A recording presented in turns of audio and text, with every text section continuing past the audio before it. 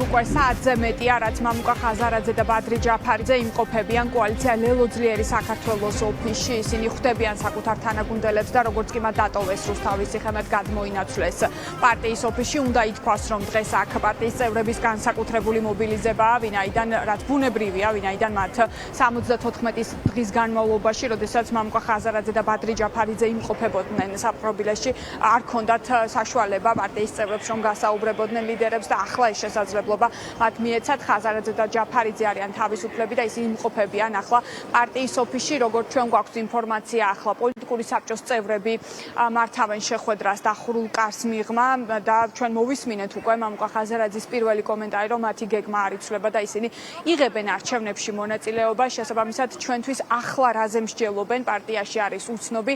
სავარაუდოდ მსჯელობენ იმაზე, თუ რა უნდა დაუპირისპიროს ახლა